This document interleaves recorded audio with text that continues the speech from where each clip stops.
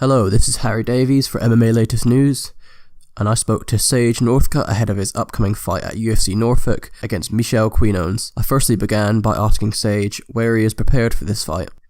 You know, the whole entire camp has pretty much been here at Team Alpha Male. So I moved up maybe 2 months ago, and I've been training specifically with Uriah Faber.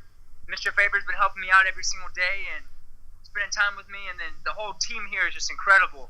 So they're all pretty much like family here at Team Alpha Male, and it's just such a great environment. So my whole camp has pretty much been here, Team Alpha Male. That's where my camp's been. Okay, cool. I see. So obviously you've not spent it in Texas and TriStar like you said. Have you been living out here in California then? Yes, I actually moved up to Sacramento about 2 months ago. So I think I moved up just right around August 1st, believe it or not. So been up here the whole time. Ah, okay. So, because I was going to ask you, obviously you were doing, was it petroleum engineering, I think, at university? Yes, sir, I was. And you know what? I actually withdrew from that. I withdrew from school for just a little bit and taking a break from that so I can focus full time on being the best athlete I can be, the best fighter I can be, and trying to learn as much as I can as quick as possible. So, okay. So that's what I'm doing. All right, I see. So, obviously, I mean, you've not been in the octagon this year, but we were supposed to see you, and that was in July, when you were going to fight John McDessie, but it was scrapped because both of you had injuries. I mean, I was just going to ask, what was the injury you had, and how have you recovered from it? You know, I'm all good. I'm all recovered. I'm ready to fight. I don't really want to talk about the injury, but I was actually supposed to fight another fighter too right before John McDessie. Yeah. He got injured, and he had to have surgery, I believe, on his injury, and then coming up about a week before the fight or so, John McDessie got injured, and it's very unfortunate for both of them. I was still gonna fight. I had an injury that I was dealing with, and the UFC knows about, and but you know what? I'm all good now. So it was just I guess bad thing they both got injured right before the fight, but you know what? I'm looking forward to this fight. Good stuff. So like I was gonna ask you, it's been, I think, 2 years now since Dana White picked you up on the Looking for a Fight series. Do you just sometimes look back and think, wow, like my life has changed so much since then? Like, do you ever just look back and reflect and think, wow, so much has happened since that moment? Absolutely, definitely, I do. And you know, I look back and I'm just so thankful. It was a blessing that he happened to be there at the fight I was fighting for in Legacy, and that he happened to be there that night with Matt Serra and Nick the Tooth, and they were out there looking for talent. So that was a huge blessing. I went out there and I won, and you know what? It's just amazing that happened like that. It was lined up and it happened, and now I'm fighting for the UFC coming up, getting ready to have my fight coming up here in just a few weeks. So I always look back at it, and I'm so thankful. Okay, good. I was going to ask you, obviously your sister Colby, she had her first fight, I think it was in June. I mean, it didn't go her way, but were you at that fight, and when's she next returning to the cage? Yes, you know, I was at that fight, and you know, I'm going to talk to her about it. So I'm not sure when she's coming back next to have her next fight.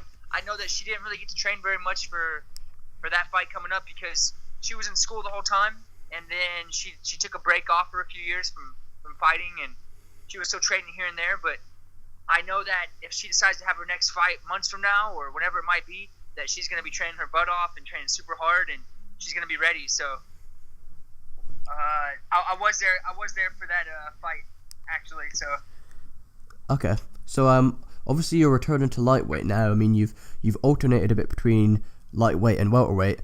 Do you just think that I mean, I know you used to fight, I think it was at 165 pounds a lot in your early days, didn't you? Yes, and you know, I fought catch weights because I was right there in between the weight class of 155. I walk around very lean, almost all the time. I walk around very lean. So to go down to 155 or to go up to 170, it was like I'm still growing as a kid. So when I first had my first fights before the UFC, my first pro fights, I was doing a catch weight at 165 a lot because I was trying to gain weight, trying to fight at 170, and trying to move up a weight class and get bigger and stronger, and that's how I went there.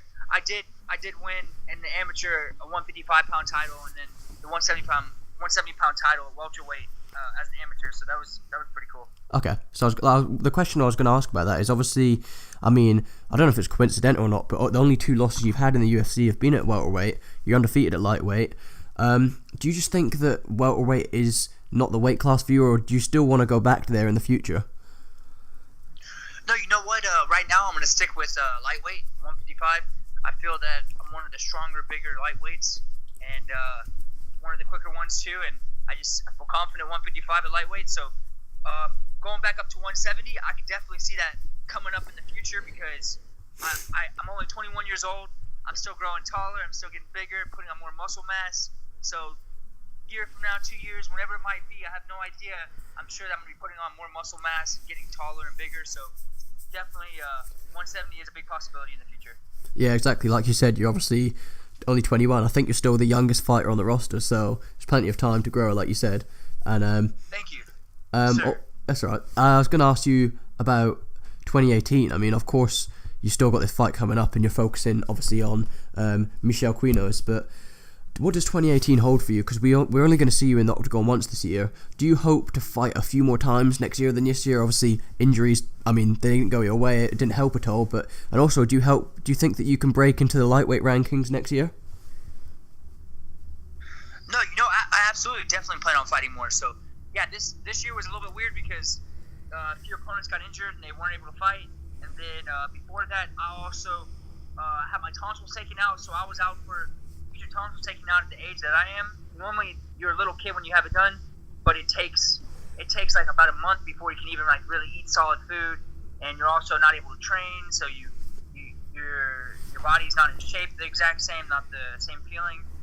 So that took away a lot of the time I could have been fighting this year. So definitely 2018, I'm planning on fighting more and getting a lot of fights in for sure. Okay, so someone that was supposed to fight someone who did fight on the night that you were supposed to fight, was your friend and training partner Tyron Woodley, obviously the champ as you like to call him. He beat Damian Maia with ease that night. I'm sure you were watching.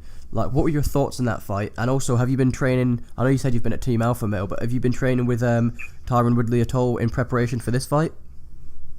No, I actually haven't. I haven't trained with Mr. Woodley at all for this fight. But I was just messaging him just like yesterday, and we've been messaging back and forth here recently, talking about my fight coming up, and talking about his Raptor. He's got a really cool Ford Raptor, and that was just pretty cool. But anyways, yes, I saw his fight with Damian Maia, and you got to look at it. Damian Maia is one of the best, or the best grappler in the UFC, as everybody puts it. And his grappling's incredible. So you have Tyron Woodley, who's the champion, defending his belt. I think he did a great job defending those takedowns, stopping those takedowns. And I know a lot of people might have been upset, saying there wasn't as much action as they would have liked, or other things could have gone different ways. But you know what? You got to look. He fought the guy that's known to be the best grappler in all of the UFC, and he defeated all of his takedowns, put him to the side, and beat him. So I think he executed his game plan really well and did a great job. Yeah, that's what I think too. I mean, a lot of people were criticizing him, but what else are you going to do? You're not going to go to the ground and grapple with Maia, are you? Right. No, that would be that probably wouldn't be the smartest decision. Watching the other fights that Damian Maia beat all of his guys with. So. Yeah. So one thing which is not really MMA related, but I saw you recently went to China for the FIBO Fitness Expo. Did you get recognized a lot out there by the Chinese fans, and how was the experience visiting China? Oh yes, sir. Yeah, it was an incredible experience, and yes, I did get recognized up in China, and that was really neat because you're in a whole different side of the world, and I'm walking onto the train station, and people are saying hi, and they watch my fights, and they're looking forward to seeing me fight again. It's just a very nice experience, always getting to meet new people and new fans. And the food in Shanghai was definitely different, definitely interesting. So I enjoyed the food, I enjoyed the people, and the city too, getting to see that. So I had a great time. Yeah, obviously like yourself, I mean, the Asian fans they're super polite. They treat you like you're a king almost when you're out there. They love the MMA fighters, don't they? Yes, they're very nice up there, yes sir. I was actually there for the FIBO Expo with Labrada Nutrition. So that was pretty cool. So I I had a translator there with Labrada, and Mr. Lee Labrada was with me, so we got to explore all around the city and got to meet different people and try different foods, and it was really cool. Ah, good stuff. So in terms of like fights left on your UFC contract, have you got many after this fight with Michel? Have you got many fights left? And if so, do you hope to sign like a new deal with the UFC soon? I'll have to go talk with my coaches and stuff and go back and check on my contract to see what it is.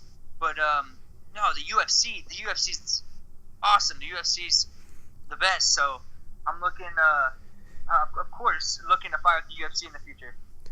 Okay, so an interesting fight that happened in your division most recently was the last pay-per-view. It was Kevin Lee and Tony Ferguson, and Yes. it was it was a great fight to watch. A lot of people picked differently, but it was in the end, obviously Ferguson won with submission in the third round. What did you watch that fight, and what were your thoughts on that fight? Yes, I did watch that fight. That was a very interesting fight, and Tony Ferguson has very interesting movement, a very interesting style. Kevin Lee, he got some great takedowns off of different angles, and got Tony Ferguson in the ground. Tony Ferguson obviously has great jiu-jitsu and is very sneaky with his submissions and his striking and stuff. So I thought it was a really interesting fight. I enjoyed watching it, and I was actually watching it here with some of the guys from Team Alpha Male. So that was pretty cool. Good stuff. So obviously you spoke about Team Alpha Male, a member of Team Alpha Male that has a upcoming fight. Yeah, he's fighting on the same night as you, of course. No, sorry, he's fighting at UFC 217, which is a week before your fight. Is Cody Garbrandt. He's fighting TJ Dillashaw. What have you made of his preparation for this fight? Oh man, Cody Garbrandt is awesome. His training, I get to see him training in there, how much effort he puts in, his work ethic, and how he pushes himself. But also, I'll be training there too, and he'll come like help me out, show me things that I can correct or I can make better. And he's a super cool guy. So I know he's been training super hard. I've been watching him every single day, pretty much, training, killing it out there. So I'm excited to see him fight. I know it's gonna be great. Good stuff. So this is my last question. It's obviously your last win was a decision victory, and that was at UFC 200, and that was over a year ago.